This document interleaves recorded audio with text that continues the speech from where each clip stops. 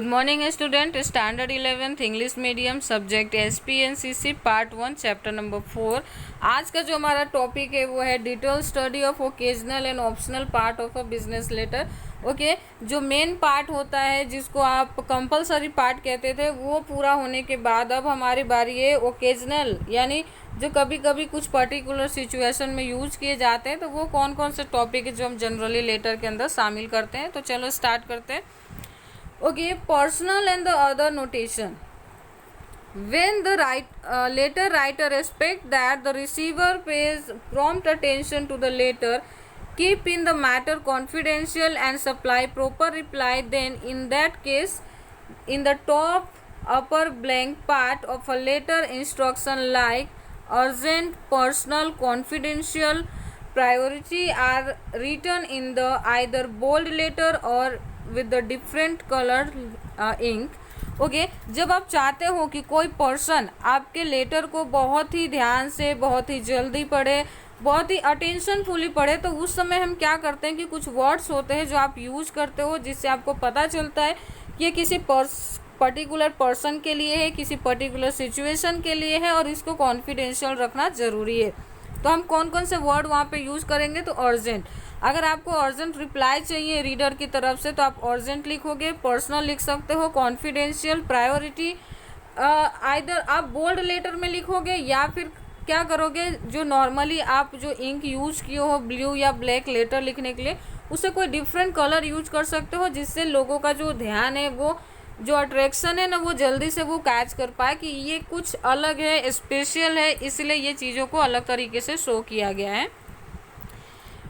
At time these expression are underlined to draw attention of the reader। और अगर आपसे possible हो तो जो मैटर्स है, जो आप स्पेशली चाहते हो कि रीडर उस चीज़ को ध्यान में ले, उसे नोटिस करे, तो उसको आप अंडरलाइन कर सकते हो। Because of it any other person in the institution और फॉर्म वुड नॉट ओपन और read the letter do needful. Okay, आप इसे ये सारे वर्ड्स अगर लेटर के ऊपर लिखा रहेगा तो क्या होगा, और लाइन की हुई होगी, तो उससे क्या होगा कि जो इंस्टीट्यूशन में जिस पर्सन के लिए गया है वही पर्सन इस लेटर को ओपन करेगा, दूसरा कोई अदर पर्सन या फॉर्म से रिलेटेड कोई पर्सन है ना, उसे यूज़ नहीं करेगा। It is advisable to the mention notation of this types of envelope. ये सारी चीज़ें आपको urgent, personal, confidential and priority word use कहाँ पे करना है, तो एनवलप के ऊपर यूज़ करना है, क्योंकि एक बार ओपन होने के बाद तो रीड करना जनरली बनता ही है, लेकिन आप उसे ऊपर लिखोगे तो लेटर जिसके लिए गया होगा जनरली वही पर्सन उसे ओपन करेगा। नेक्स्ट आता है हमारा अटेंशन लाइन है। ठीक है, the letter writer would mention the address of a receiver as a part of inside address as well as on the envelope. आपको याद हो तो मैंने आपको कंपलसरी पार्ट में बताया था कि इनसाइड एड्रेस कितना इंपॉर्टेंट होता है। इनसाइड एड्रेस का मीनिंग क्या होता है, तो मैंने आपको बताया था, आप जिसके नाम पे लेटर लिखते हो उस पर्सन का एड्रेस हम वहाँ पे मेंशन करते हैं, जिसको इनसाइड एड्रेस कहा जाता है। इनसाइड एड्रेस लेटर के साथ साथ एनवलप के ऊपर भी लिखा जाता है। But when the expect of that particular person of the firm or institution should receive the letter, he only should pay attention and do the needful. Then the name of a person is a mention as a part of attention line। अगर आप चाहते हो कि किसी भी form और institution का कोई पर्टिकुलर पर्सन इस लेटर को रिसीव करे और पढ़े, तो आप उसका जो नेम है वो क्या करोगे, मेंशन करोगे अटेंशन लाइन के रूप में, ताकि वही पर्सन इस लेटर को पढ़े। It should be noted that the name of that person is mention as a part of inside address. Attention line is not required in that case. Inside address के रूप में अगर किसी आपने जो पर्सन को आप चाहते हो कि वो लेटर पढ़े उसका नाम लिख दिए हो, तो आपको अटेंशन लाइन की ज़रूरत नहीं होगी।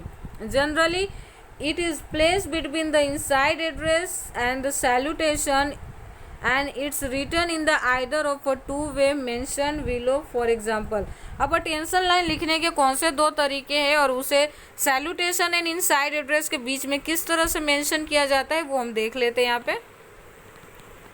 ओके, ये है inside address, the manager, Anant trading company and Ahmedabad. ये था हमारा इनसाइड एड्रेस। अब यहाँ पे आपको मैंने बताया कि इनसाइड एड्रेस एंड सैल्यूटेशन इसको कहते हैं। इन दोनों के बीच में आपको अटेंशन लाइन लिखना है, तो वो कौन से दो तरीके से लिख सकते हो?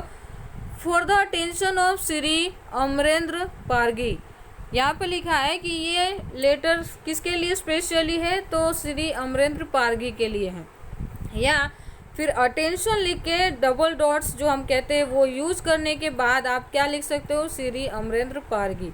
इससे क्या होगा कि सपोज किसी टाइम में कोई बंदा लेटर ओपन भी करता है तो वो नेम देख के आगे का लेटर ना पढ़े कि ये स्पेशली अमरेंद्र पारगी के लिए आया हुआ है।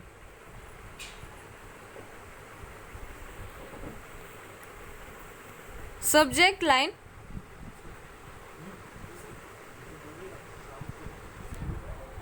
Subject line, the subject line indicate the purpose of writing a letter.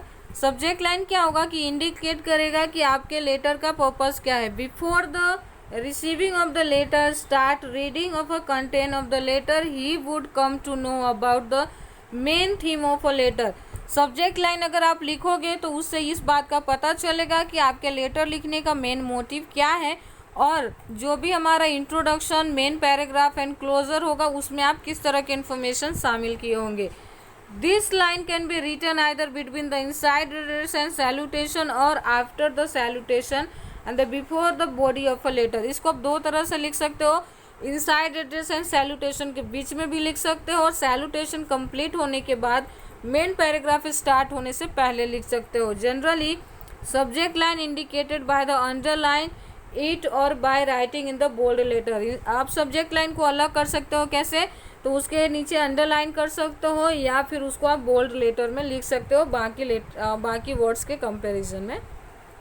For example, subject wholesaler purchase of purse and grocery. ठीक है, यहाँ पे पल्सेस एंड ग्रोसरी परचेज करना चाहते तो उसके नीचे इन्होंने क्या कर दिया है कि लाइन कर दिया, जिससे हमें पता चले कि ये सब्जेक्ट लाइन है। नेक्स्ट है enclosure. At the time along with the main letter as a mention in the letter certain papers containing connected information are closed in the envelope। ओके, एनक्लोजर में आपको क्या लिखना है, तो लेटर के अलावा आप कौन कौन से डॉक्यूमेंट साथ में शामिल किए हो उस चीज़ों को आपको लिस्ट बनाना है, ताकि सपोज कि किसी भी वजह से एक कोई भी डॉक्यूमेंट मिस है, लेकिन अगर आपने चीज़ें मेंशन की है तो उसे पता चल सके कि ये लेटर के साथ भेजा गया था पर हमने रिसीव नहीं किया है, और आप आगे के प्रोसीजर कर पाओ। This is called enclosure. For example, with the application form certain post copies of a mark sheet and the certificate are required to be enclosure। इससे क्या होता है कि आप कुछ मार्कशीट के कॉपीज या सर्टिफिकेट कुछ भी भेज रहे हो और सपोज मिस हो गया है तो वो आप जान पाओ और आगे के प्रोसीजर करके उसे मंगा पाओ। The detail of enclosure is mention after signature. अब एनक्लोजर कहाँ लिखते हैं, तो सिग्नेचर के बाद। बिसाइड द लेफ्ट मार्जिन के आसपास होने चाहिए ये चीज़ें। When there is a more than one enclosure, then the either their number and the mention and they are described on the after another one another। या तो आप उसके नंबर्स लिख सकते हो कि कितने नंबर ऑफ एनक्लोजर आप भेज रहे हो, या फिर एक के बाद दूसरे को आप नाम से भी मेंशन कर सकते हो। फॉर एग्जाम्पल, एनक्लोजर टोटल 3, कितने एनक्लोजर, लेटर के अलावा हम 3 एनक्लोजर साथ में भेज रहे हैं। या दूसरी तरीके से आप ये लिख सकते हो एनक्लोजर में the copy of HSC marksheet, copies of a marksheet of the 3 year BCom and the copy of BCom degree certificate. ये चीज़ें हम इस तरह से भी शामिल कर सकते हैं। नेक्स्ट आता है carbon copy notation. At the time of a particular letter is meant for the more than one institute department, then all come to know about the content of a letter and each one do the needful of his or her own way in such a letter after signature beside the left margin and among the optional part they all are mentioned as a carbon copy notation towards the end। Okay, जब आप चाहते हो कि एक से ज़्यादा लोग इस लेटर को देखें, वो अपना ओपिनियन शेयर करें, अपना मैटर सामने रखें, तो उस सिचुएशन में हम क्या करते हैं, कार्बन कॉपी नोटेशन का यूज करते हैं with the instruction CC to they all are mention in the serial order. और CC लिख के आप जितने लोगों को चाहते हैं कि वो इस चीज़ को देखें, नोटिस करें, उतने लोगों का नाम आप साथ में ऐड कर सकते हो। जैसे हम देख रहे हैं सीसी में दिया हुआ है the managing trustee Sharda Paryavaran Jagruti Mandal Ahmedabad, the commissioner of trade and commerce Gandhinagar, the secretary commerce section Gandhinagar. ये तीनों डिपार्टमेंट को हम चाहते हैं कि हमारे लेटर को देखें, अपनी ओपिनियन दे, इसके लिए एक्शन ले, तो ये तीनों का नाम और इससे ज़्यादा लोगों का भी नाम हम ऐड कर सकते हैं यहाँ पे। नेक्स्ट आता है identification line. In a big institution or a government department, it is very likely that two or more than two persons are involved in the process of drafting a letter. कोई भी big institution या government department है, जब भी letter किसी को draft करते हैं तो ये सिंपल से लॉजिक बन जाती है कि एक से ज़्यादा लोग वहाँ पे उस सिचुएशन में इन्वॉल्व होंगे। It is also possible that the executive may give an instruction to the content of a letter and any other employee may take it down in the shorthand and type it. Okay हो सकता है कि कोई बोल रहा होगा और दूसरा व्यक्ति लिख रहा होगा, तो वो भी सिचुएशन वहाँ पे अराइज हो सकता है। In such a situation, in order to create identity of the person involved, their name and mention as a part of identification line. और उस सिचुएशन में कितने लोग लेटर लिखने में इन्वॉल्व थे, किसकी रिस्पॉन्सिबिलिटी होती है, तो ये सारे लोगों के नाम हमें आइडेंटिफिकेशन लाइन के रूप में ऐड करना रहेगा। वन ऑफ द ओकेजनल और optional part of a business letter mention after signature. ये भी आप सिग्नेचर के बाद मेंशन करोगे beside the left margin. Here initial of the persons dictating the letter and the one typing of a mention separate by colon. Okay, colon use करके आप उसे लिखने वाले का नाम, बोलने वाले का नाम लिख सकते हो स्लैश करके या फिर कॉलन करके। फॉर एग्जांपल HDPJRT और HDPJRT, ये दो लोग जो कि इन्वॉल्व है इस लेटर के अंदर, उनकी बात की गई है। Okay, here it is understood that the executive with the initial HD Pathan has given a dictation of the letter and the one having initiate JR Trivedi has a type it. Okay, अब यहाँ पे HD जो पठान है वो क्या कर रहे हैं, उन्होंने इंस्ट्रक्शन दिया है, उन्होंने डिक्टेट किया है और टाइप करने का काम किसने किया है, तो JR ताडवी ने किया है। तो ये चीज़ें आपको वहाँ पे बताना रहेगा कि लिखा किसने है, बोला किसने, ये चीज़ें हमें आइडेंटिफिकेशन लाइन के रूप में क्लियर करने रहते हैं। नेक्स्ट आता है हमारा mailing instruction. As per the content of the letter, executive of the firm decides and the instruct which way to have the dispatched. Okay, letter लिखने के बाद, लेटर ड्राफ्ट करने के बाद फर्म ये डिसाइड करता है कि इस लेटर को डिस्पैच करने के लिए हमें कौन सी मीडियम का यूज़ करना है। Whether by the ordering post, registered ID post, AD post, post speed और बाय द कुरियर। ओके, अब यहाँ पे अगर हम लेटर भेजना चाहते हैं तो हमारे पास बहुत सारे ऑप्शन है, जैसे आप ऑर्डिनरी पोस्ट यूज़ कर सकते हो, रजिस्टर्ड एडी पोस्ट और स्पीड पोस्ट और कुरियर भी यूज़ कर सकते हो उसे भेजने के लिए। Authentic detail regarding the dispatch of a particular post is obtain from the mailing instructions and it is dispatch either of the top और end of the letter. Okay, अगर आप लेटर की ऑथेंटिक जो इम्पोर्टेंस है उसको बनाए रखना चाहते हो तो लेटर भेजने के बाद एक मेल इंस्ट्रक्शंस आप प्रोवाइड करोगे top of the either top and the end of a letter, या तो लेटर की शुरुआत में या लेटर के एंड में।